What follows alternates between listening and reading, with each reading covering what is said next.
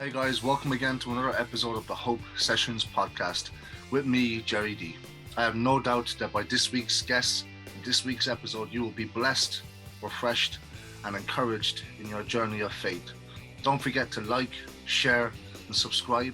And also remember that hope is to life as oxygen is to the body. Remember, don't forget to enjoy the show. Hey guys, and welcome again to another episode of the Hope Sessions podcast. Today I've got a special episode, and the topic of today's episode is before/after the ring. And today's guests are incredible friends. I really can't say enough high praise about these people. They're phenomenal people. Jordan and Chelsea Cassidy, they're youth pastors over in Geneva in Switzerland, a strange place, I know, but we're going to get to know about these people today, right? I can't wait for it. I'm buzzing. I can't contain the excitement. I just want to say this. I'm going to hand it over to you. Jordan and Chelsea, guys, I am absolutely honored and privileged to be in your presence today over Zoom for this podcast. How are you guys doing? We're pretty chill, bro. Yeah, we're doing well. Awesome. To be here. We're excited to be on your podcast. I mean, we've been representing you here in Geneva for a while, so. I can see. It's awesome. At least you got the contract I sent over anyway, the terms and conditions. Sorry, I wasn't supposed to say that on Zoom, was I?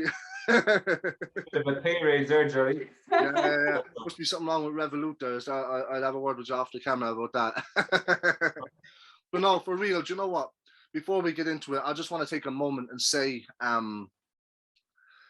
Jordan has, for a lot of you guys that don't know, Jordan is my first Christian friend, and he became my friend when I was 17, so I'm 26. So Jordan has been my friend for about 9 years. And I mean this honestly, man, right? There's not enough Instagram posts that I could share to publicly honor and esteem the brother and the man of faith you are, the friend, the many a times that we've had those late night conversations, man, where I've had questions that are just so heavy on my mind, and you've just come in with the word, man. You've just encouraged me. You've supported me even when people didn't really understand the mission and the ministry that God was calling me to with spoken word and stuff like that. I mean it, and I'm delighted to be able to say it in front of your wonderful wife. Chelsea, you're awesome. You really are. And I want to share this because I remember the first time I met you, it was around Christmas time. Jordan invited me over to his house, and it was me, Isaac, you and Jordan were there. And I was like, oh, it's Jordan. Jordan was telling me all about this girl, Chelsea. She's from America. I was like, oh, I had a stereotypical mindset of what an American girl was. Like, they were a head wrecker. Just, oh my gosh, this is awesome. And when I met you, I was like, this girl is not the typical American that I'm used to knowing or hearing about. And I thank God for that. You were awesome. I think the best way, hey, praise God, man. God is doing an awesome thing. But even to honor you, Chelsea, and I mean this from the bottom of my heart, I can't say this about a lot of people I know, but I can definitely say it about you. The way you use social media to make much of Jesus, to encourage the church, to highlight issues that are going on in our world from a Christian perspective is the best I know by a long shot. And thank you for using social media in a fruitful way for the gospel, and always being about other people and not inward focused, because it's awesome to see. I love clicking onto your stories because I know that it's always going to be a couple of things: encouragement, honoring people, highlighting world problems, or a particular book that you're reading, which I think is awesome because I read books as well. Behind me in that book, I just got loads of books. That thing is full. So I'm going to be digging into that over the next couple of months, Lord willing, if I can create time in my forever changing schedule. But yeah, enough of the honoring, because we're going to keep that mindset throughout the course of this podcast. The best way to do this is, if any of you know, we're going to do a rapid fire round, okay? Sound good? With me. Good. Yeah. But there's a twist. Oh no. Right? So usually when I have a guest on, a rapid fire round is with the guest in front of me, and I'll just ask them a series of questions. But Jordan, I'm going to ask you rapid fire questions about Chelsea, and Chelsea, I'm going to ask you rapid fire questions about Jordan. And depending on how well you both do, there might be some intense fellowship happening for you both at the end of the day. Oh no. All right. Awesome. Go. Ladies first. Chelsea, are you ready? You just said me I guess first. so. I guess I'm ready. But before I say I'm ready, I just want to say, because I didn't get to say thank you. Thank you for that encouragement that you just shared about us. Yeah. Because honestly, you are one of our sincerest friends. You have friends, and then you have friends that you know you can go to for anything and who you can actually depend on. Yeah. And you're just one of those faithful and true friends in Yeah. our lives. And we really appreciate having you in our life. And we feel blessed by your friendship. Absolutely. Anyways, I'm ready, I guess, I think. No pressure, Chelsea, okay? I didn't intend for the intense fellowship to happen. If it happens, great. If not, great. Amen. Chelsea. Like, give a boxing glove. Why need a boxing glove when you can get the real effect with the right hand? Huh? Right. Chelsea, what is Jordan's favorite meal? Ooh, I'd say curries. Okay. Any Indian curries. He also likes Thai, but Indian curries are definitely his favorite. Okay. On the flip side of that, what's his least favorite meal? She knows. She knows. Actually, there's a few of them. There's one particular though. There's one that he says that he doesn't dislike, but every time I make it, he always makes a comment, and that's chili. He doesn't like chili. Okay. Another thing is anything with a lot of carrots in it, he doesn't like, and he also doesn't like, what is that vegetable called? Parsnip. So anything with parsnip in it. Great. He just like. However, I do like carrots, just not tons of them, but you know. He doesn't like carrots. Yeah. As a disclaimer note, I don't like vegetables, full stop. Unless there's ketchup on it. Yeah, but this is weird. I like potatoes and I like carrots once it's in a stew, a casserole, a cottage pie, that kind of a thing. If it's on its own, it's just too dry. It's like I have to put some ketchup on that just to give me some flavor. Oh, gravy. When you come over here, we'll change your mind on that. Or you'll go on a diet, a fast for a week. I don't know. It'll go either way. I might have to reschedule that trip. I'll buy chicken fingers and like little potato wedges that you can throw in the oven. She's not the captain of the ship, so don't worry, my friend. I got you. Amen. Right, back to the rapid fire round because I'll start going down rabbit trails, right? Chelsea, what is Jordan's favorite sport? Favorite sports to play or to watch? She knows me. Do you know what? Let's do both, considering you're trying to catch me out with that question. His favorite sport to play and his favorite sport to watch. I would say his favorite sport to play as of recently would be basketball, but his favorite sport to watch is tennis. Yes and no. It's tennis. It's the only one that he actually will like go back. He may not want everyone to think it's tennis. Oh, I love tennis. It's tennis. Rugby is still my number one to watch. Okay. Yeah. Debatable. Is Jordan a morning person or a night person? Night person. He wants to be a morning person, but he's not. He sets his alarm for like 7:30 or 8, but then he like gets out of bed at 9:30 or 10. So he wants to be a morning person. He's making the effort, but not yet. I'd say night. Awesome. What is Jordan's favorite music genre? He likes hip hop and rap, both of them. Yeah.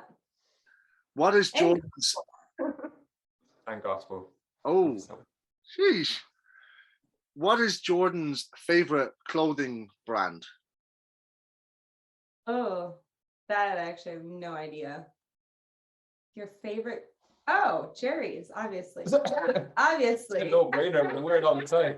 Actually, that is true. He wears his hoodie almost every Saturday. I actually love this hoodie. And it's I love the back starting of to it. smell Let's just take a moment to appreciate. It's marinated profusely. Let's take a moment to appreciate Awesome. that logo. Okay. No, he does wear it almost every Saturday. So yeah. Awesome. So Jordan's a massive lover of music.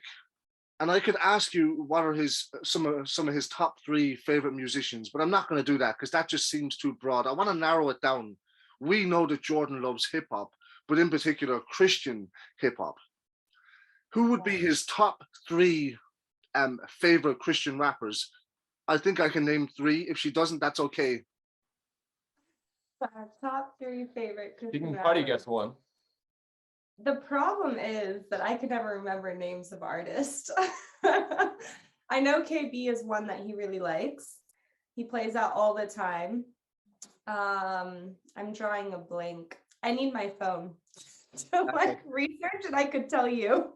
Let me help you. Is it No Big Deal and D1? No. Right. I do like D1 a lot. He's not in my top 3, but I like him a lot. But Oh. KB. Oh, did you just have the table turned on you? No. Yeah, like, I just got a slap in the face there. I like D1 a lot. I like D1 a lot. What is the other one that you play all the time? KB, No Big Deal. Lecrae's old Lecrae. stuff.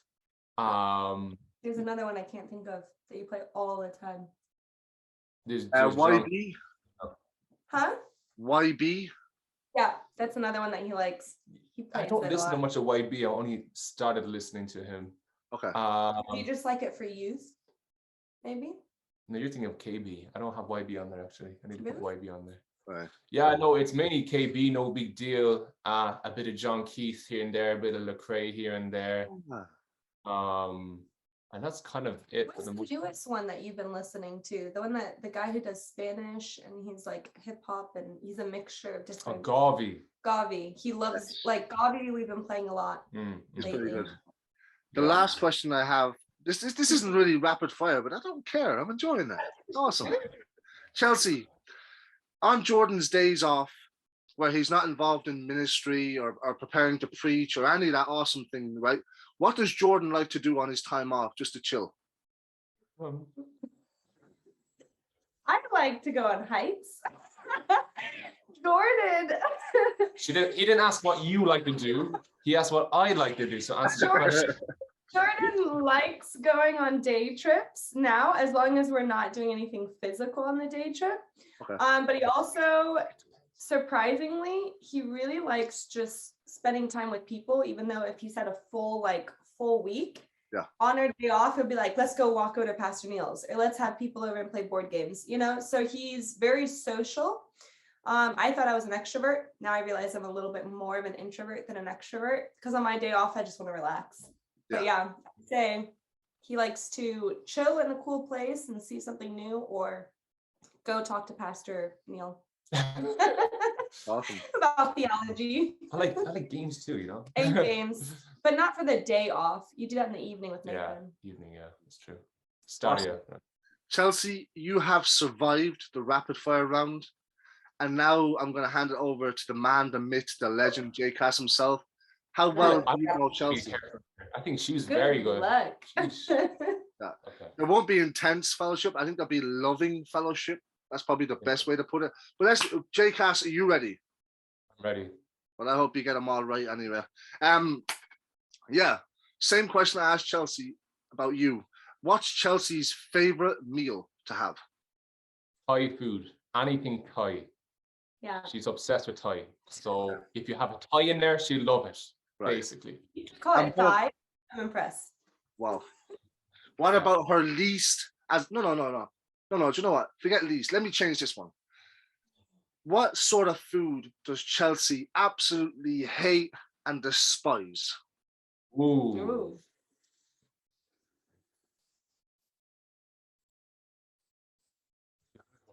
Very few foods that she doesn't like. She almost likes everything that kind of weird way. But I can't think of a meal off the top of my head that she despises. Oh, I know what she despises. And you're going to hate her for this, okay? She hates Irish Chinese food. Oh, yeah. Oh, that's horrible. It's not Chinese food. It's just ketchup on chicken and gelatin. It's horrible. I'm sorry you have to bring this into the conversation, but I'll make you real Chinese food when you come. And there's ketchup in my sweet and sour. I know you're giving so you'll like it. Okay, I'm praying for the grace of God and Jerry, man, because I know how much you love that food, bro. Moving on awkwardly. This is gonna be shot fired at him. What is Chelsea's favorite music genre? Oh, Mm. I absolutely know this one off the top of my head is jazz. Yeah. She loves jazz. I actually got her, you know, those old vintage record players, Yeah. just to play jazz music on it. So Yeah, I got her that's like true. all jazz, swing jazz type of stuff. So she loves jazz. Second at jazz. Surprisingly enough, when she's driving, she loves classical music, which I actually People do, make fun of me for it. which is They actually say I'm a relaxing. like 50-year-old woman. But you do get inspiration from that stuff. I do. And then third, she loves country music, which unfortunately, I would say that's third. okay, it's fourth at least. Yeah. It's in our top 4. Maybe fifth. Really? Yeah. Oh, it's higher. But That's- anyway, that's But good. it's because he doesn't let me listen to country music. That's why it's gone down to fifth. I've literally listened to maybe 4 country songs since we've been married. I feel deprived. Is Isn't there a that the- counseling session somewhere in here? Isn't that the grace of God being displayed through your husband, that he wouldn't allow your eardrums to go through that much torture when you're listening to music? No. Jerry, you're bringing the right No, I'm perspective. a Floridian. Yeah, this No, is no, God, you're this is not God. Floridian. You're married an Irish man, which makes you Irish now. You're an Irish gal, and that's it. Amen. Jordan, Worship is in our top 3 as well. Yeah, Why? that was going to be my third. you had to say that though, because this is a Christian podcast. You know, right?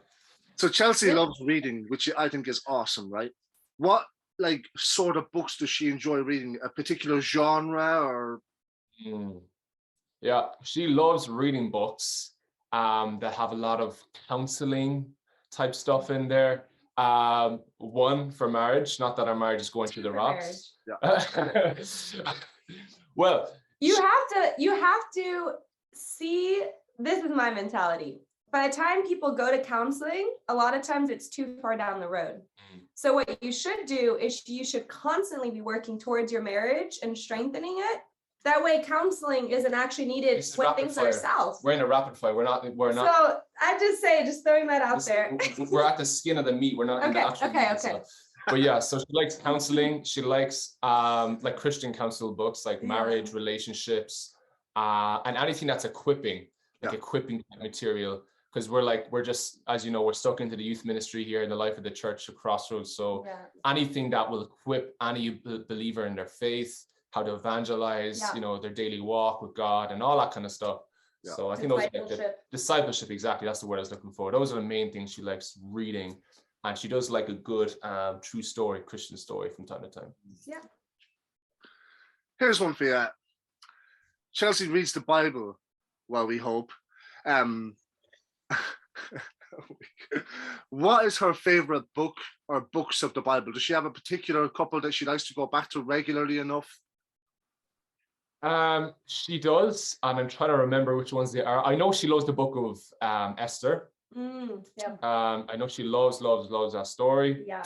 Just called to a time just what's the phrase everyone uses in like I don't even know what this Christian is, and I'm a Christian. Yeah. Just a time as this. What is it? We're Called called to- for such a time as this, or something like that, right? Such, I'm like, why is that word missing from my brain? Such a time as this, so that type of stuff. Now she loves the book of Esther. Yeah. As regards New Testament, I think you really like. For that, I can't even think off the top of my head. I think she likes Gospel of John. I do recommend it a lot. Yeah. Awesome. I recommend the Gospel of John to like all the youth. If Mm. they've never read any of the Gospels, I'm like, read through John. So that is true. And last but not least, is Chelsea a morning or a night person? She's a night person. She was a morning person. I switched her to a night person. Then she became a morning person. Now she's back to a night person again. And then she's like almost borderline altering between the two, but mainly night person. But I have an alarm clock, an internal alarm clock. I Mm. wake up at 8:30, whether my phone goes off or not. Okay. So I don't know if is 8:30 considered morning? Without coffee, she's a night person. With Right. coffee, she'd be a morning person. So I suppose the best way to explain it would be this way. Your wife has gone a bit mad. Since I married him. So Yeah. before it was perfectly normal. You see. You know what the first process of counseling is, pointing the finger, like Has to come back to them to realize what the common denominator is. How about this one? Why not point the finger and start pointing the thumb? Because you can't point the thumb at someone, can you? When you point the thumb, it's directly. Right now, right?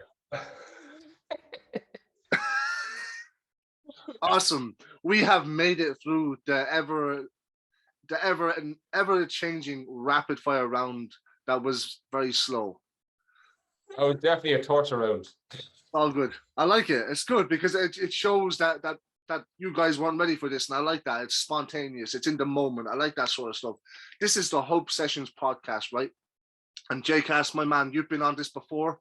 But because we've got new listeners listening in all the time, thankfully, I want you and your wife to both share your testimonies for maybe 5 minutes yourself, 5 minutes Chelsea, or whichever, just so people can get to know who Jordan is, who Chelsea are. They heard that you guys are in Geneva in Switzerland, being youth pastors over there, doing a phenomenal thing with Pastor Neil Rhodes and the Crossroads Church. But maybe they don't know your story.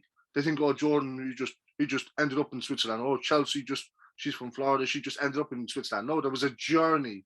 So would you both, Jordan, or no, sorry, ladies first, and then gentlemen afterwards? Yeah?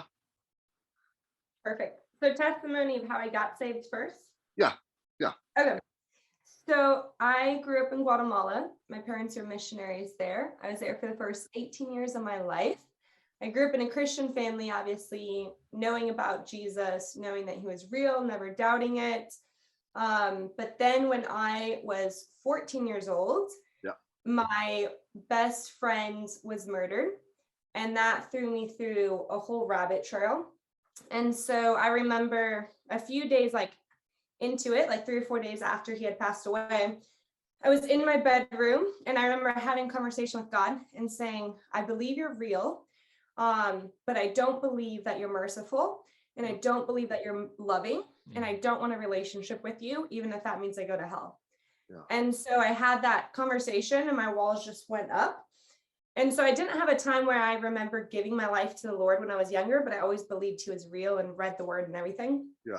And then my walls kind of went up and it got very difficult for me emotionally because I had emotionally shut off I thought I was emotionally shutting off to God. Yeah. But what ended up happening is I emotionally shut off to everyone. And so my best friend was talking to me and she was like, I feel like you're not there. This is 2 years later. She was like, I feel like I'm talking to you, but you're just not there. It's like, you look like Chelsea, but you're not responding like her. You don't act like her. You're just absent emotionally. And I told her, I was like, well, this is just who I am, you should just move on and find another best friend because I'm not going to change. This is the new Chelsea, And so I had this conversation and I did feel like the walls I built up to protect myself from ever feeling emotionally vulnerable or hurt again ended up, I thought it was going to protect me from the world, but it secluded me from the world. Yeah. And it secluded, I boxed in my own emotions, that I used to feel of not just sadness, but also joy. Yeah. So I wasn't happy about things. So I thought I was just knocking off one emotion, but I knocked off all of them. Yeah. And it was such a lonely place. And long story short, I was in Florida for a month. And this woman from North Carolina, she heard my dad speaking online at a different church. Yeah. And she went to sleep and she was given a dream that she needed to call my family and change our flight tickets. And she didn't even know that we were in the States currently. So she called my dad the next day, finds his number, calls him and says, hey, you don't know me. I'm this so-and-so from North Carolina, but God told me I need to call your plane tickets. Yeah. And what she didn't know is that the youth pastor that I knew in Florida kept trying to get me to go to a youth retreat that summer, but we were flying out the Friday of the youth retreat. So I was going to miss it and I didn't want to go. Yeah. So I kept telling him, oh, I'm sorry, we're leaving in Guatemala. It's impossible for me to do that. I can't go. Yeah. So right the week before, she changes the plane tickets. My dad was like, we actually needed another week to fix our taxes and everything. Changes the plane tickets. And my mom was like, by the way, you can go to that youth retreat. And I was like, well, we can't afford it anyways. It's too expensive. And so I went to church that Sunday and I told the youth pastor, I said, he was like, so am I going to see you at the youth retreat? Because he said that every time he saw me. And I was like, well, funny enough, we will be here when it's happening, but the deadline to sign up has already passed and my parents can't afford it. Yeah. So I still won't be going. And he just smiled at me and he said, a woman came into my office a few weeks ago and she gave me a check and it was the exact amount for the youth retreat. And he said, there's going to be a woman who comes in who doesn't have the finances for, and this is for her. And so he said, he smiled and he was like, I know exactly who that is. Yeah. And I hadn't told anyone, like I was a missionary kid. So like missionary kids and PKs, we can put on a face, even if we're going through hell. Yeah. And no one really knows, like if we're going through something emotionally. Yeah. And so I was very good at putting on a front. I still went to youth group. My mom would drive me there every week. I would do the whole church thing, but I was totally had different turmoil going on internally. Yeah. So I ended up going to this youth retreat and 5 people came up to me at different times and they said, God's told me that you've built up a wall thinking it was going to be a fortress to protect yourself, but instead you become a prisoner. And even though you think you've locked God out, God is right there with you. Wow. And like there's nothing you can do to lock God out of your life. Yeah. And the first time I heard it, I was like, all right, cool, thanks.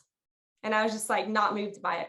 Second time, I was like, okay, not moved by it. And it was almost word for word from different people.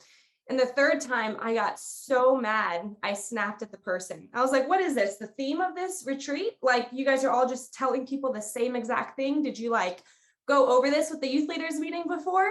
Wow. And the person, it was this girl, her name was Rebecca. She like stopped and she looked at me and she's like, Chelsea, like, we didn't have a theme for this youth retreat. Like, I haven't spoken to anyone about this word that God gave me for you. It was literally the Holy Spirit told me to tell you. Yeah. And I didn't believe her, but I realized I hurt her because she was like so like shocked and kind of offended by my burst. Yeah. And I just left the small group because I was so mad and I didn't believe her. I was like, there's no way that you guys are all saying the exact same thing. So then the 5th time was during worship. And I remember when someone came up to me, I had my eyes closed because it was time of prayer, and a youth leader came up to me and just whispered that in my ear and left. And I just collapsed to the ground. I started bawling my eyes out. And I was like, God, I don't ever want to feel like this again. You know, like I actually need your love and I want your love. And I didn't realize till now that I need you in my life. Like I can't do this. It's not the easier way out. Because I thought it would be. I thought closing him off and closing off emotions would be the easier way out. Yeah. But I realized it wasn't. Yeah. And so I gave my life to the Lord then, and the rest is a journey. Yeah. But yeah. J. Cass, my man. That's an amazing story. Well, my story is not as, crazy as this one here, but it's still a great story in that it's all about God's keeping power. Similarly, I grew up in a Christian home where my dad was a minister in the church. And I grew up hearing about Jesus, in the Sunday schools and the youth group and kids club and all that kind of stuff. So I was very familiar with this whole Jesus thing and him dying on the cross and King David and all the Bible characters that you hear of. So I was very used to being a Christian. I was used to putting on the face, like Chelsea said, when I needed to. I was used to saying the right things at the right time, acting a certain way to give off an impression that I'm doing well as a person, I'm doing well as a Christian. Yeah. So for me, it was easy to become very secretive about my own life. And I think this has been a common theme throughout my life for many years, right up into my early adult years, actually, is that it's so easy to become secretive about areas in your life that you're deeply insecure about. Yeah. And it's also easy to be super secretive about areas in your life that you struggle in.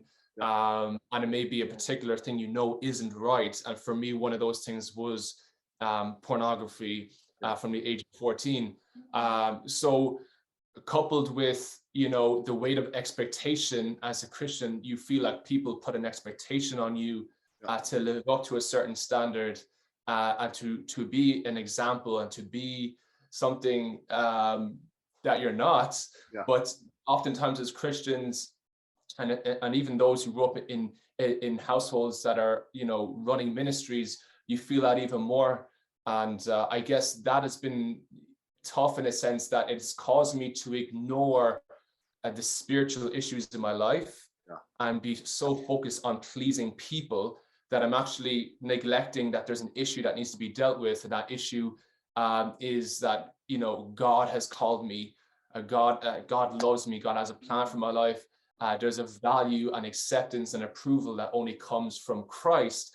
And that's much more valuable and is much more worthwhile than the opinions of other people. And so throughout my life, you know, right up into my early adult years, I've been living in that perpetual cycle of pleasing people in ministry, outside the church. And so I'll be a different person for different groups of people. I'll dress a certain way, you know, I'll listen to the music, I'll have my headphones with me just to kind of, you know, represent the music I'm listening to, or, you know, I'll talk a certain way with a different group of guys to kind of fit in with them. So constantly trying to please people, constantly trying to fit in, feel accepted, feel loved, feel like I belong to, you know, a group of people, feel like I belong just with the people I know and look up to.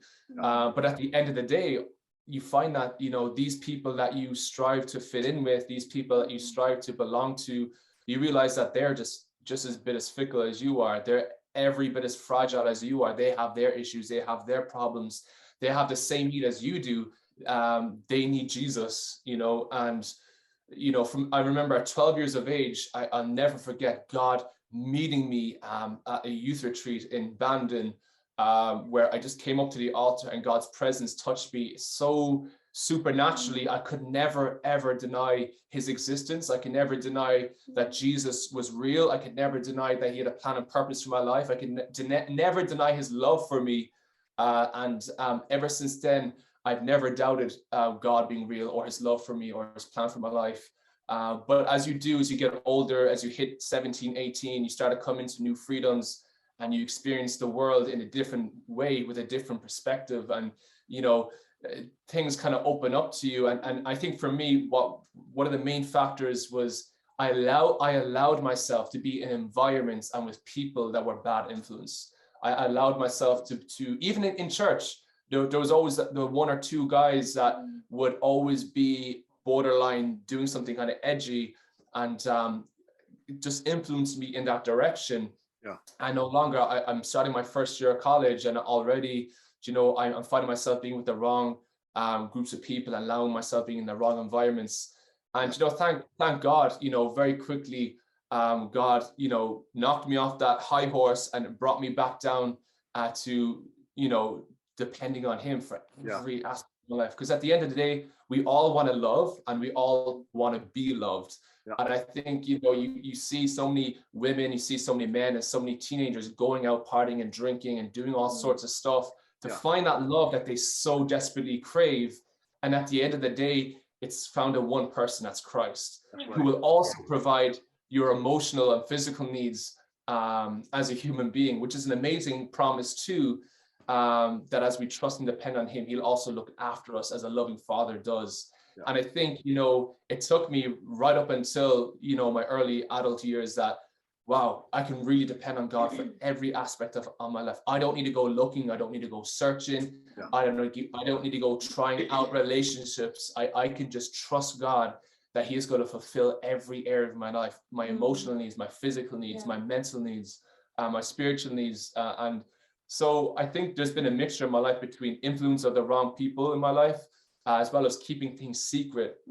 And just for those who are listening, you know, my testimony is when I learned not to be secretive about things and I brought them into the light. I came to my youth pastor. I came to people I could trust to say, hey, this is actually what I've been going through. In fact, I've been going through this for years and kept a secret. You know, it's amazing that the power of the gospel at work when that happens. And for me, God set me free from that stuff. God set me free, you know, in my own mind, because as Christians, there's no sin that actually enslaves you. It's only what you choose to believe in your own mind. But God set me free from all those things. And I was able to walk as a free man, as a free Christian, and enjoy the presence of God, enjoy the plans and purposes of God, enjoy the stage of life I was in. I hated college. I hated doing my master's. I just couldn't wait to get out, but I was able to enjoy the season. I was able to enjoy the process because I knew God was teaching me. I knew God was using me, no matter how small it may seem in my own eyes. His purpose and his plan was bigger than my own. So at the end of the day, depending on him for every area, including relationships, including my future, if I, that's what God calls us to. And for me, it took me a little while to get there, even though I grew up in the church. But once I said, yes, Lord, I'm trusting you for everything in my life, no matter how it looks, no matter how I feel. I experienced the greatest freedom and greatest joy and the greatest peace I've ever had in my life. And ever since, God has kept me. God has been faithful to me nonstop. So, yeah. Awesome. I was just sitting there, right, and I'm listening to both your stories. Chelsea from the jungles of Guatemala, Jordan from Cork, Ireland. There's no similarities in the cultures, the language spoken, the food types, the style of dress. Yet God from eternity past had a plan in place that he was going to bring you both together from totally different sides of the world, different ways of viewing life, to come together for the purposes of marriage. And I love the fact that you both are pastoring out in Geneva now in youth ministry specifically, because especially youth ministry, the insecurities are a lot more out there. Whether they may think they're hidden, they're not. I can see it all over your face. It's there. And it's awesome to know that you both, a big part of your story was insecurity, building up walls and stuff. And now because God has freed you guys through the power of the gospel, now you can preach that same truth to the young people that you're ministering to on a weekly basis. I think it's incredible. But even with this podcast, right, it's called Before/After the Ring. And love is a massive part of life. What do I mean by that? Well, I know there's a lot of massive artists right now. If love wasn't a thing, they wouldn't have a career. Ed Sheeran, Drake, the Jonas Brothers, Louis Capaldi, Dermot Kennedy, Beyonce, Lady Gaga is questionable, but you get the gist, right? Like, love is a massive thing. People sing about it, they write books about it. It's the New York bestsellers or books about love, how to date, all this stuff. And then even if you go on Netflix, there's all these series, Love is Blind, Are You the One, and all this stuff. And it grabs people's attention because people want to be known, seen, and loved. And I want to just get into this dialogue with you guys, right? I just want to know, and our listeners as well, because it's such as much as it's an important topic, it's such a difficult thing to navigate. I think is probably the best way to say it. People don't know how to approach dating, how to express their love for someone, or I want to be married, but how do I get there? Do I just send someone a CV and they send me for an interview and then I put a ring on their finger and married? And do you know what I mean? And there's a lot of pressures that come with it. So I'm just going to work through a series of questions with a dialogue that we are going to have. And the first question I'm going to have is, how did you guys meet each other? You want the long story or the extra long story? Yeah. Okay. Do you know what? I don't actually care because I'm buzzing. So whoever wants to share, you can both say if you want. I don't mind. So both of our families heard of each other for years because her dad would have shared and preached in a lot of the same churches my dad did in the States. One of the big examples being Times Square Church in New York. So we had mutual friends such as David Wilkerson, and actually Pastor Neil and Nolene Rhodes as well. Were one of our biggest mutual friends. And so we've heard of each other for years and years. And it's funny enough because me and my family will go to the States in August and stay in a friend's house there for a week, 2 weeks, whatever. And we would always miss each other by sometimes like 2 weeks or a week or a few days. And we would leave and then they come into the same house because they're the same friends and stay there in Orlando, for example. And it happened to be in 2015 in August that we happened to be in the same location, the exact same time. And so our friends were like, hey, you guys need to meet each other. Let's have a meal together some evening. And that happened. And in a local town there, we just, both our families came together, had a meal one evening, and she was there, I was there, her whole family was there, and my family was there with Tristan and my parents and all.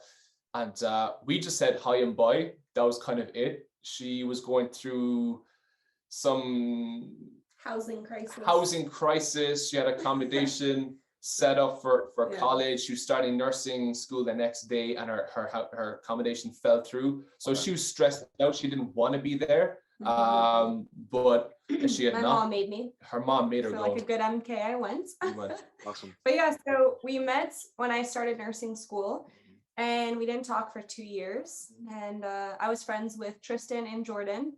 Didn't have a single word interaction. Just And a Facebook then, like here and there. yeah, just totally random. Right before I graduated, I got a message from Jordan saying, I'm going to be in town this summer. Do you want to meet? And I told him to send me the dates and that we could meet up whenever he came. And then he never contacted me back, believe it or not. So I forgot about it because it wasn't a big deal to me. I forgot. I was just like, whatever. I graduate, get a job. I'm in my first week of training in the hospital, and my first patient that was only like my patient, like I was doing everything for this patient. I went in and she had an awesome accent. So I asked her where she was from, and she said Ireland. And I said, oh, I have friends in Cork, Ireland. And she was like, no way, that's where I'm from. And so I was like, whoa, that's weird. So then I left the room and I sent him a text saying, I don't know if I've missed you or if you guys have already left, but if you haven't, like, let me know, hit me up and we'll hang out. And then he responded saying, we just flew in yesterday. And so we hung out. First day was a complete fail. Everything I planned to take Tristan and Jordan to, which by the way, I also took my 2 roommates because I was like, hey, I don't know these guys. You guys have to come with me. Like there's some weirdos from Ireland. I told them I'd take them around. Wow. So I brought my roommate Tiffany. Handsome young men. And her brother Elijah, and we went, and every single thing that I took them to was closed, which never happens in Florida. So they were like, what is going on? But even though it was a complete failure of a day, we still had so much fun. Yeah, because the team was open. And then Tristan mentioned he wanted to go to the beach, and I was going to the beach with a bunch of friends from the hospital the next day. So I told him I could pick them up and take them with us. Yeah. And then we dropped them off. I go home and he sends a text to me while I'm driving. Pause. So that day that we were hanging out, what was cool is when I saw her, like, you come up the steps into the house, you know, because we were staying in Pastor Neil's house at the time. And she walked up the steps, she came in, I was like, well, she's pretty attractive. But it wasn't even though I thought she was, you know, physically attractive, that wasn't the thing that made me want to date her. It was the whole day that we spent. And I at the end of the day, I realized, whoa, I don't know what it is, but I just like just being around her is just super easy. It was a lot of fun. Her company was something special, more special than most. Yeah. And so It wasn't like a flirtatious thing. It wasn't a flirtatious thing. There was zero flirtation between both of us, at least to my knowledge, anyway. But that was the main thing that stood out more than the physical appearance, which was great. But the main thing that what really actually genuinely stuck out was at the end of the day, I was like in bed thinking, I was like, I really enjoyed being with that girl. And so it prompted me to text her and be like, what are you doing tomorrow morning? Do you want to go get breakfast in Cracker Barrel, my favorite breakfast place in all of the States? Yeah. And my roommate she's never kissed a guy to this day. She's very cautious. She's very careful of who she dates. She dates for marriage. There's no messing around with her.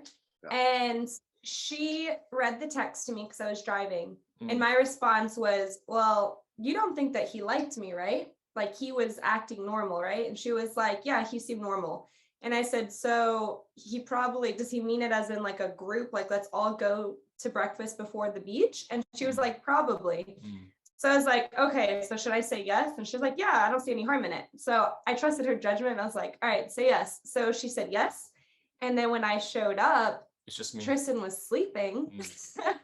And Jordan was like, I'm starving. Are you ready for breakfast? And I was like, yeah, I'm so hungry. Where's Tristan? And he's like, oh, he's in bed sleeping. And so I was like, well, go wake him up because I didn't want him to think this was a date. I didn't know this guy. I was not about to go on a date with some stranger. So I was like, well, go wake him up. And so he's like, he's not going to get out of bed. I was like, go try. So he goes upstairs. I go directly to the kitchen where his parents are and Pastor Neil and Oline are. And I was like, hey, do you guys want to go to breakfast with us? Just in case Tristan said no. And they were both like, no, it's okay. You guys have fun. We're not going to come. And so in my mind, I was like, if Tristan doesn't come, I'm paying the bill. Because if I'm paying the bill, he knows, very clear message. This was not a date. This was just two people going to breakfast. So I'll come back down with the news. She does want to hear Tristan's not getting up. He's not coming. Come. So it ends up being us in the car. So she's taking all these thoughts. Okay, it's going to be short. I'm going to pay for the bill. We're there. We arrive at Cracker Barrel. We get a phone call after our meal and everything like that. From his mom. From my mom saying, are you guys coming to the beach? Like, where are you guys at? We're at the beach. We can't find you. It's been 4 hours and we're like still in Cracker Barrel playing checkers after our meal. And we're like, oh, man. What? 4 hours? So during that time, we kind of realized we liked each other, just like without saying it to each other. We both at the same time after like, when was it? I mean, you can't go to breakfast for 4 hours and then, you know, if you hate the person. So, but yeah, so he paid the bill. Yeah. Long story short. That's awesome. Wow. Yeah. And now you guys have been married coming up to 2 years now, right? This summer?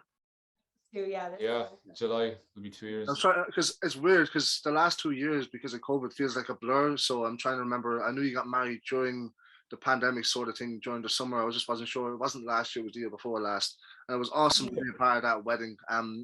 Incredible wedding from start to finish. How God provided every small to major detail was provided for by him. It was an awesome, God honoring, God glorifying day. But I have a question for you guys. Now that you're married, is there something that marriage has taught you guys that you didn't know about marriage when you were single? There's a lot of things, but I'm gonna have to take a moment to think about it. Cool. There's a lot. It's a loaded question. One of it is communication. Yeah, communication is the number one. Communication is huge. And also like part of communication is like the whole nonverbal communication as well. And learning how to communicate one-on-one, but also learning how to communicate in groups. Because you don't want to be verbally or non-verbally like throwing your spouse under the bus when you're in group settings, because then that just kind of, one, it hurts, and two, it hurts the trust. So that's one thing. And I'd say another thing is not assuming the other person's intentions. So even if you do get hurt in that situation, don't assume that you know why they did or said something, but you have to address it and talk through it. Because a lot of times we'll make assumptions, and then from those assumptions, if we don't clear the air, then they'll just build. So not assuming is another big thing.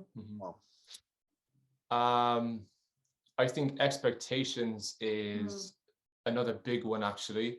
Not that I expected her to be like perfect and always doing the cleaning and always doing the cooking, even though she kind of does. No, well, mostly. No, but genuinely, the expectations, I think, is probably one of the biggest ones. I think it's what people fear the most, maybe. Going into a marriage, they're like, well, will he do this? Will she do that? And really, you know, marriage is not a contract of you must do this and you must do that part. It's more like you're coming in, you're should be best friends. First of all, that friendship wants to be strong because romance comes and goes. All right. Romance in the beginning of a relationship, it's great. You're like, oh wow, I'm so in love with her and she's amazing. And then rubber hits the road and you hit the realities of life. So you've got to be ready for, you know, if this friendship is not a friendship, then you're going to be going through a rough time. So I think one of the main things is having a strong friendship it lasts, you know, throughout marriage. When the romance is not as prevalent as was maybe when you started dating or leading up to the wedding, for example, because you go through rough times. So our romance is still here, you know, but at the same time, romance is not consistent because that's just life.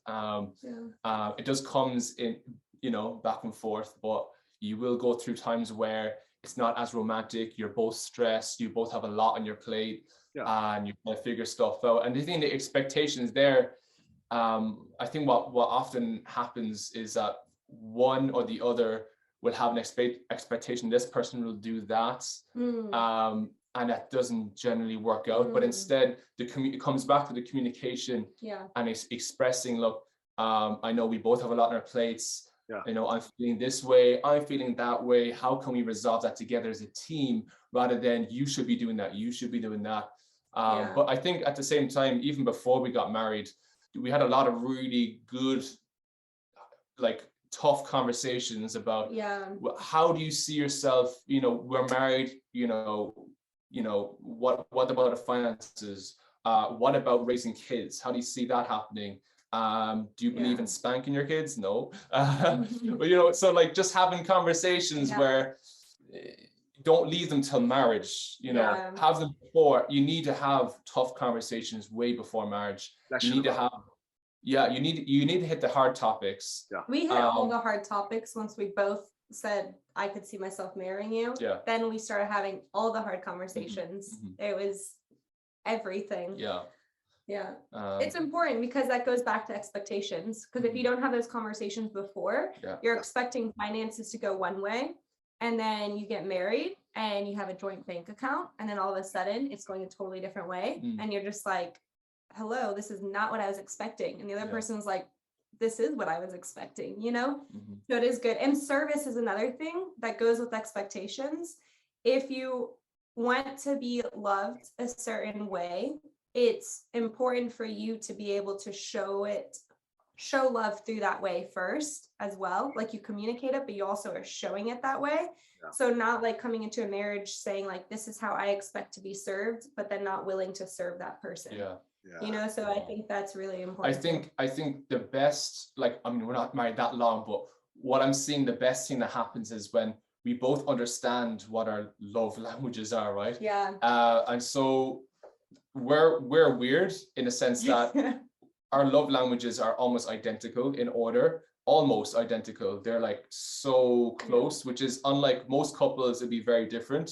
We just happen to be very similar, which is kind of a bonus. But at the end of the day, no matter who you are going as a couple into marriage, knowing the love languages is so important because, for example, guys typically we're much more, not always, but oftentimes we're much more physically inclined. We want more of the physical affection, and girls are not always like that. So that's just one major example that we see in the world today.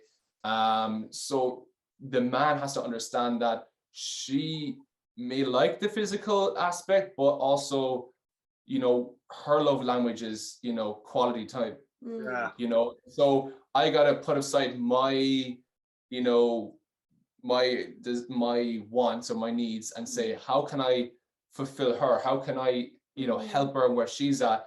And trusting that she will do the same in turn, because that conversation needs to be had before marriage. Like, okay, I understand, Jordan, that you're not the, you know, you're not the physical type guy, you're the quality type guy, you know? So I will make every effort to spend that quality time with you, and then vice versa. I say, Chelsea, I know you're acts of service, so I'm going to make sure I make coffee for you every single morning, which I do. You know, so showing, making her feel love is, you know, it's important, it's equally as important as her showing me love. So rather than, Chelsea, I need you to show me love, I should be first looking to fill her needs, and vice versa. There was a book I read before marriage, and it talks about the 10 basic needs that each human has. And you have this whole quiz that you fill out. So we actually did that because they say the 5 top basic needs is something that's really crucial for someone to feel loved. And so you have to know that before marriage and in marriage, so you have them written down. So if you feel like my spouse isn't feeling loved, you go back to that list and it's like, how can I make them feel loved? So don't just take a back seat and say their emotions is their problem. It's not my problem. Like, you're a team, and his emotions is her problem, you know, and vice versa. So you need to be acting as a team and helping to fulfill that. So that's, there's a lot of things though. I love that you guys literally just talked on it as well. It was actually one of my questions, because I've read that book, The 5 Love Languages, several times. I think it's a phenomenal book, for not even necessarily just marriage and that, but I think even in how we interact with friends, people that you're close with as well, man, because you may be blessing someone with a lunch and they're like, no, I just want quality time, like, and you're hitting the wrong language, you know, it could be a conflict as well. Like, I remember talking to Danny and Eva about it, and Danny was like, yeah, he said, I could be doing X, Y, and Z for Eva, and she may just want to sit down and watch a movie. You know, so it's that importance of, as you guys said so wonderfully, communication, right? And I love the fact that you said that. So we're going to disregard that question because you guys asked the question and answered it all in one, which I think is awesome, right?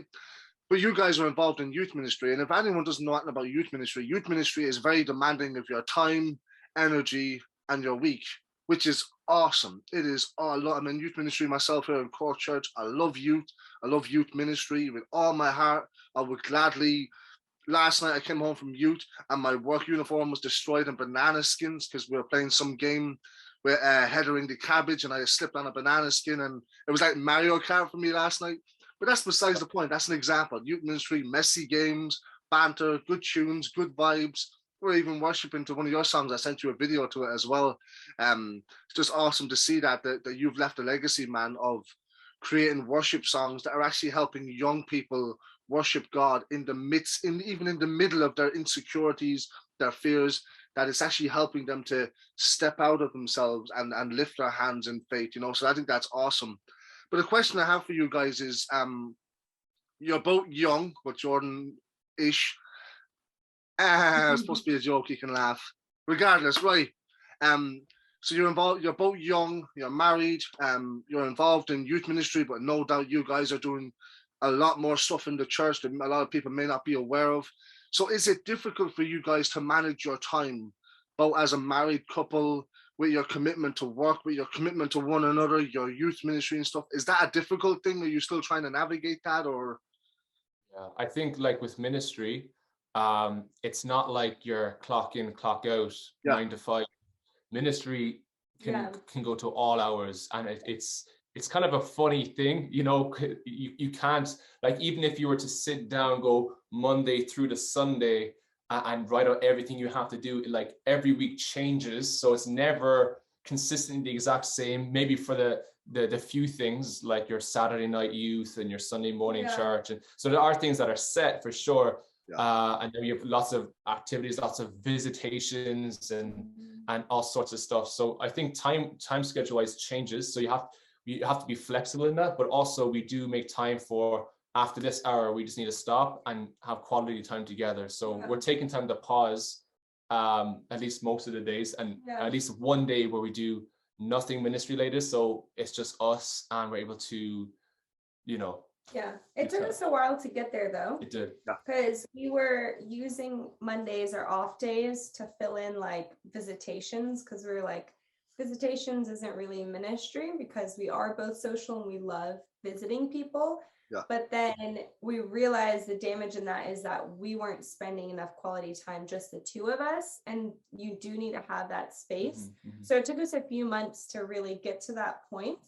And some weeks, you know, are really challenging because we have so much packed on in that week. But overall, it's a learning process, and you learn how to, like Jordan said, turning off your phone at a certain hour.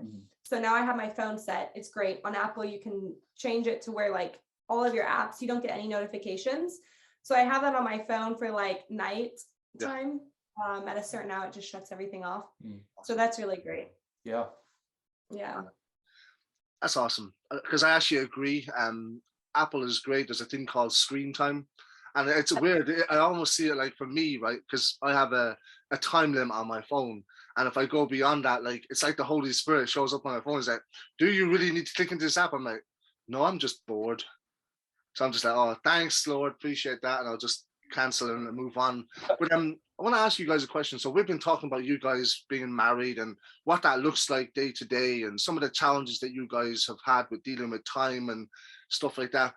But I want to ask you both an individual question, the same question, but I want you both to answer it individually. I will start with the ladies. Well, do you know what? I don't mind who goes first. Chelsea, so there's people listening to this podcast, right? And there's a desire in their heart to be married one day.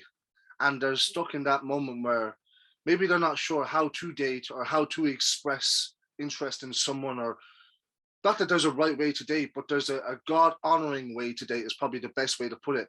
what advice would you give girls / women for dating or expressing interest in someone? You know, because I obviously can't speak to a female because I'm a fully grown male. So if you could speak to that, that would be awesome. Yeah, I would say that we, especially women, we have timelines. Yeah. So we expect things to happen in timelines. And if it's not happening and our timeline's coming to an end, sometimes we'll like skip the process or steps or standards even, because we're like, well, I just have to commit to someone, you know? And so you can like skip a lot of things. But what I'd have to say is don't do that as much as you can help it. Like don't lower your standards, don't skip the process. I think for me personally, I had been in relationships before Jordan, and there was always a check in my heart saying this is not the right person. And so that's why those relationships ended. Yeah. Because I'd pray, I'd bring it to God, and I'd be like, and sometimes it wasn't that anything was wrong with the person. You know, the person can be a great person. One of them was also a worship leader in a church, great person, but it wasn't my person. Yeah. And so we have to realize that God has someone in mind for you, and it's not your standard is not just like, are they a good person? Because there's lots of good people out there, so that cannot be the standard.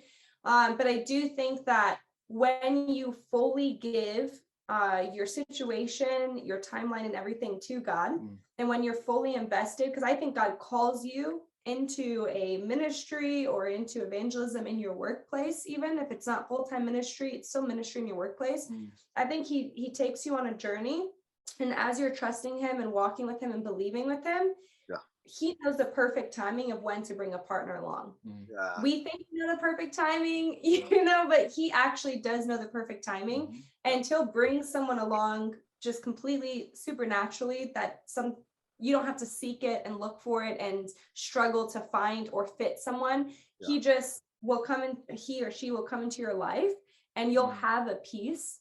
And I can't really explain it other than like, it was kind of a peace that wasn't grounded on like worldly standards. It was just this internal peace that you're just like, I don't know why I have so much peace about this person.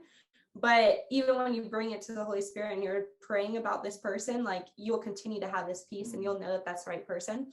So I'd say don't lower your standards and be able to just trust God with it. Put your timeline and everything into God's hands, because you don't want to rush things. You know, sometimes people, like, we dated for a few years before we got married. And I think we grew and learned a lot in that dating process. So even though we both felt like we were going to get married very early on in our dating, and we communicated that to each other, there was still a process we had to go through in the dating season. So don't try skipping and pushing steps just because your timeline is up or you feel lonely, because you want God to be the one doing the work, because he's going to be the one who sustains it. So that's about it. Awesome. Okay, Cass, the same for you, my man. I'll ask you, what advice, what encouragement would you give to guys? Because unfortunately, guys have mad expectations. They think that marriage is swinging out with the chandeliers and doing circus acts all day, every day. That's not real. That's a movie. Man, would you speak to from a guy's point of view? Okay. Hopefully I can hit three main things.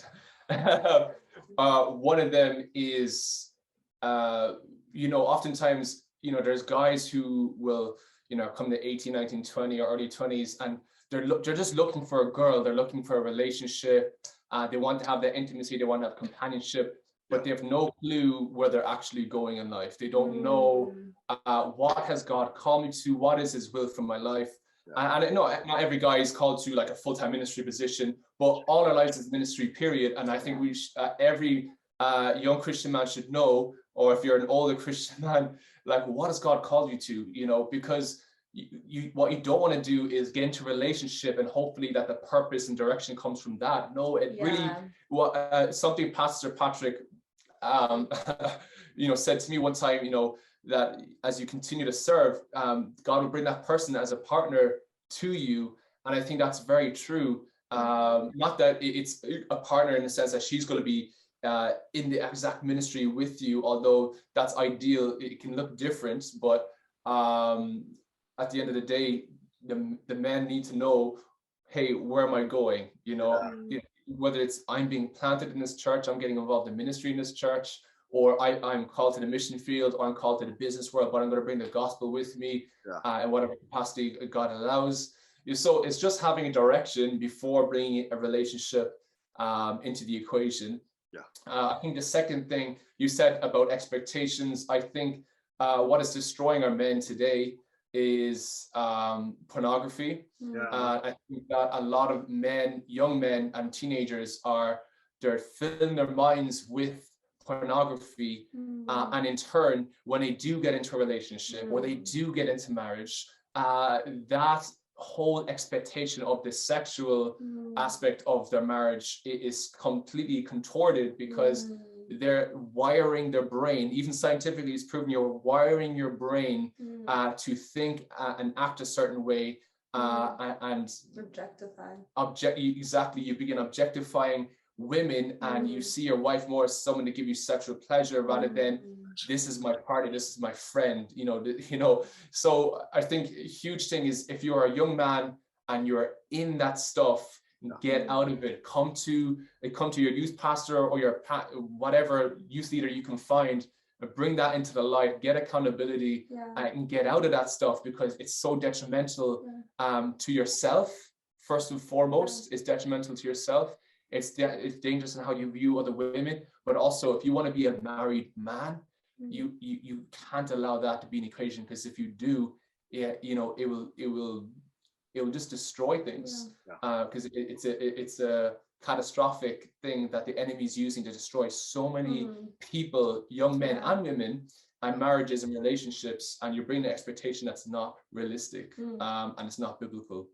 So I think there's some of the too many things. But also going on top of that, because I feel like when we talk about pornography, we always talk about from like the men's perspective, but statistically right now, and what we're seeing in youth groups all over the world, is that there's almost the same amount of girls in pornography as men. And I would like to say that for women, what it's doing is it's devaluing our bodies, and it's devaluing what we deserve respectfully. And so it's very dangerous and toxic for women, because I feel like the reason why we're in such a toxic dating environment right now is because women have devalued themselves so much, where they're used to the Tinder, they're used to the quick swipe, they're used to the in and out, they're used to the one night stands, they're used to being objectified, they're used to the cat calls and all these things. And so their personal value by the time they get into a relationship is so low that now they expect it. And also they think the only way that I can be valued is through my body, which is like not true at all. There's so much more that women have to offer than just their sexual beings and their body. But society has taught us like that is what you bring to the table. So wear those tight pants, so wear those crop tops, so show your boobs, so show this, so show that, because that is the only thing that you find value in. And it's just not true. It's a lie from the enemy, and it's breaking apart relationships from the like innermost core. And something that's so beautiful, like being married, is sex. It's a beautiful thing. And it's so sad to see how the enemy has come in and tried to corrupt it to its very DNA and being.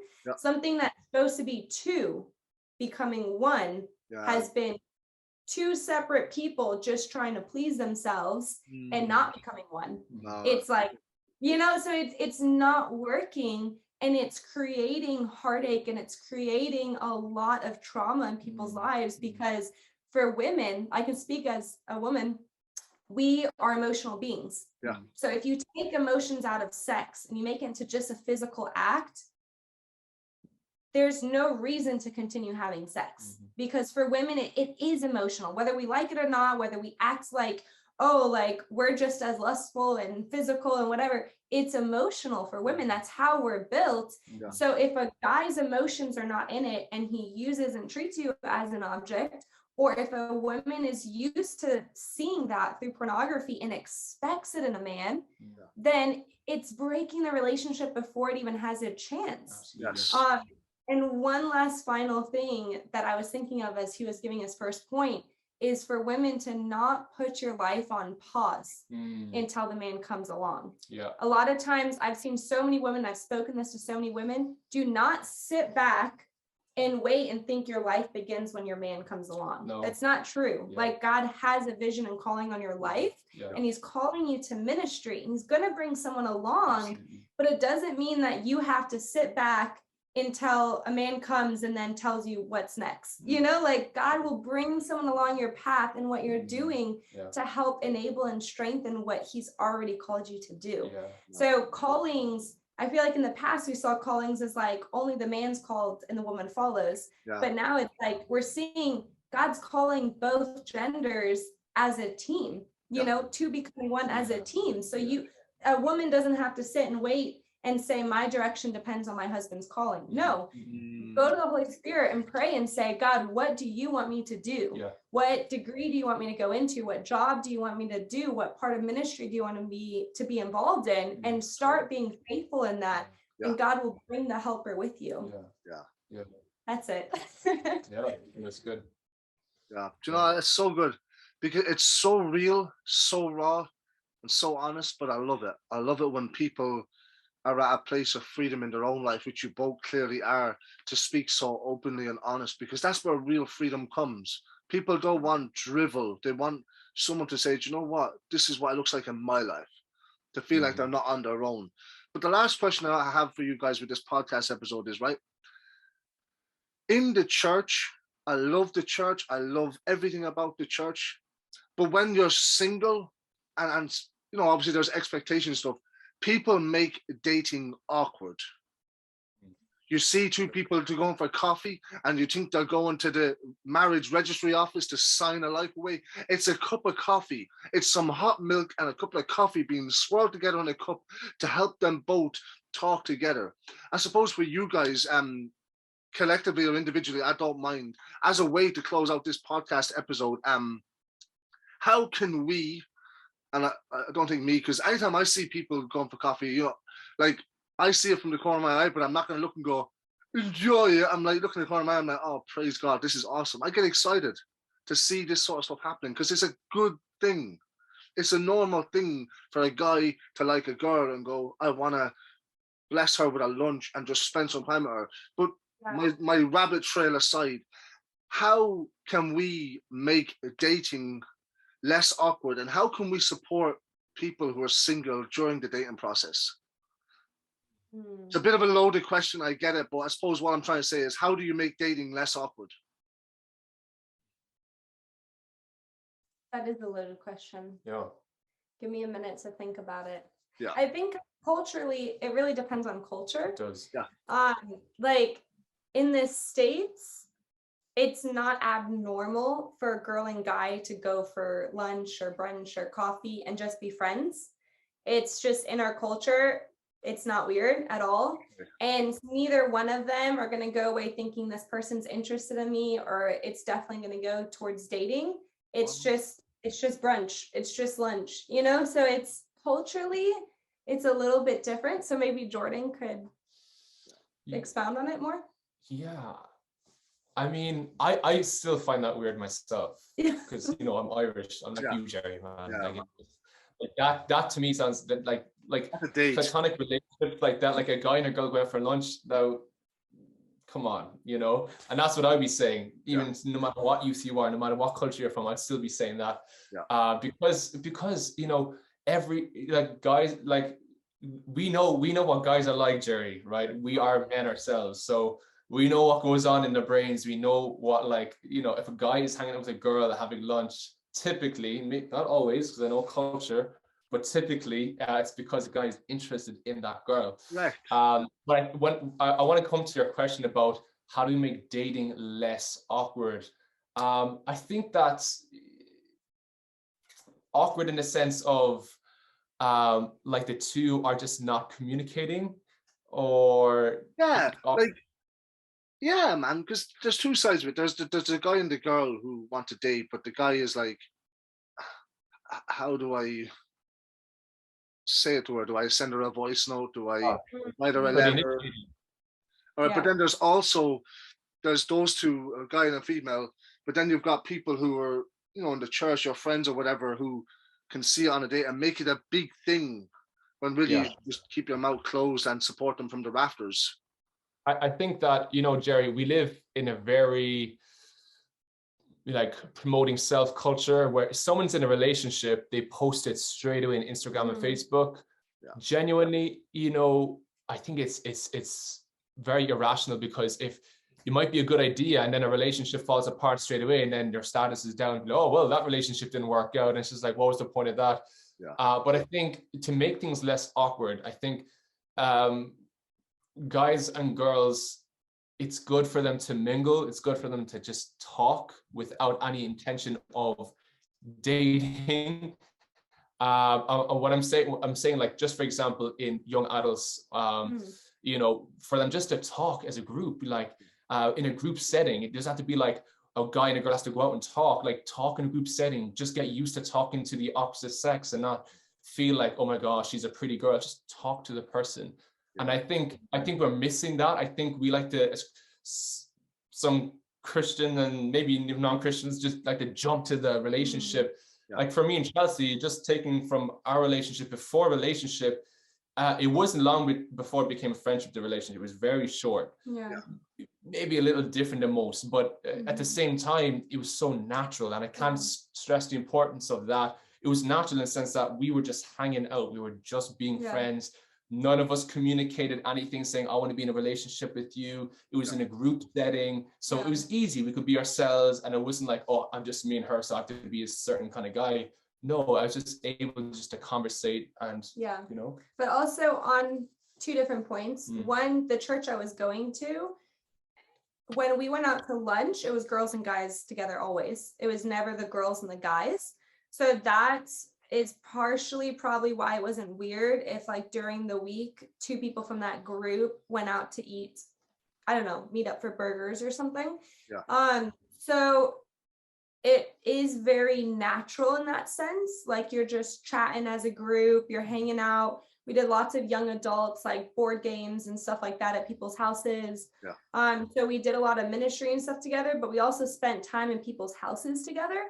So it wasn't awkward, it became natural. But then the second point is that for girls, I think we do want to know the guy's intentions. But sometimes, like, it's good for guys to give intentions. Like one example is this guy approached me and told me that he liked me, wanted to get to know me more. So I knew his intention. And my response was, you can continue getting to know me in group settings and we'll see where this goes and we can pray about it.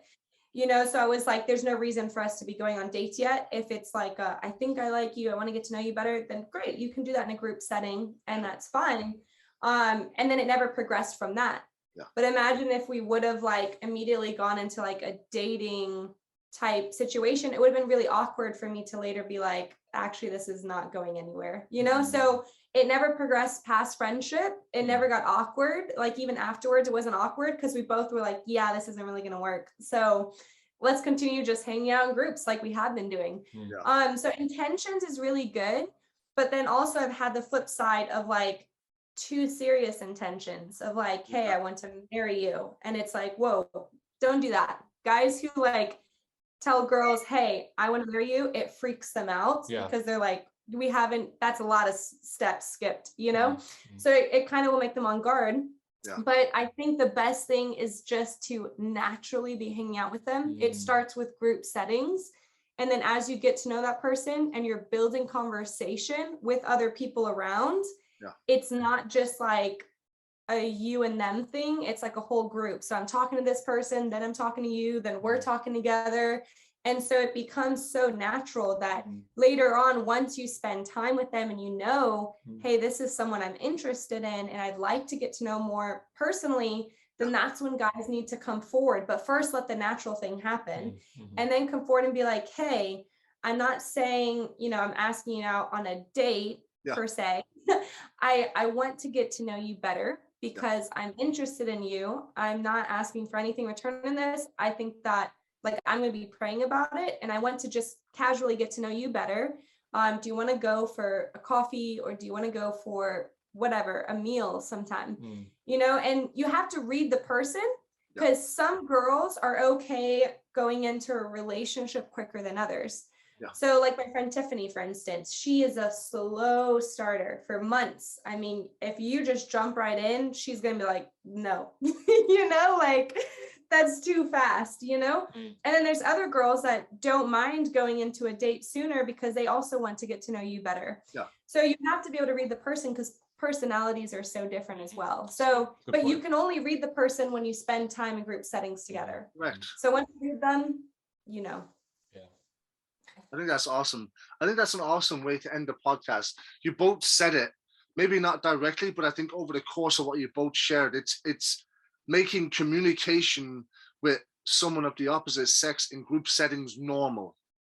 Yeah. Like in young adults, at church, whatever, when you're going for lunch together, in ministry together, like, do you know what I mean? Just making it normal, being friendly with them and seeing what happens over time. I think that's awesome. Yeah, like, when we hung out, it was with a group. There was two of our friends, my brother, because if it was just us just her and me, like it might have been a bit weird and awkward. Really awkward. Too many thoughts. Oh, I'm just with just one person. Too much emphasis. Too much focus. It wouldn't be natural. And plus, I wouldn't see how she's with other friends or as we're hanging out. So you can tell a lot about a person the way they interact with other people around you, and especially your own friends. And so that kind of highlights things. Oh, I like that about her, or I don't like that about her. And so you get to know a person a lot before you even mention anything to her that you're interested.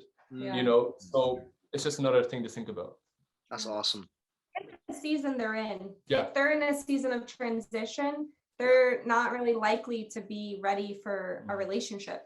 That's right. That's awesome. Do you know what? I mean this from the bottom of my heart. I have enjoyed everything that was discussed, the testimonial side of what you guys shared, the practical wisdom, because by the grace of God, the next girl I date will be my wife. It's I plan to get married once and once only, and it's stuff like this that I think will be a massive tool in people's hands if they could just take what you guys are saying and maybe journal it, maybe put it into practice. Because I know I like talking to people, girls, guys, and everything else in between that. And I think it's been awesome. I do want to just once again honor you guys. You gave up some of your time. You gave up an hour and a half to be a blessing to me, but to everyone else as well who's going to listen to this podcast. It's not only have you been a blessing, but you've been a help. Because I know that when I'm talking to people, I'm listening intently, taking notes, mental notes, and seeing how it works from a guy's perspective, how does it work from a girl's perspective, because it also helps me to interact with girls better by being that way. So my rabbit trail again, gone. You guys are awesome. You are living legends. And I want to thank you so much for just being on the podcast.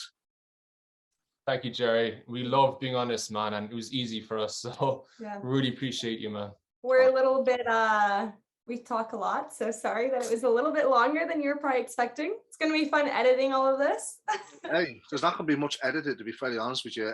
People want the real, raw, and honest, and they're going to get it. They're going to enjoy it. They're going to trust God with it. And you guys are legends. For those of you that have listened to this podcast, thank you for sticking it out. This has been awesome.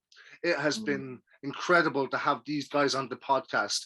And for those of you that listen, don't forget to like, share, and subscribe.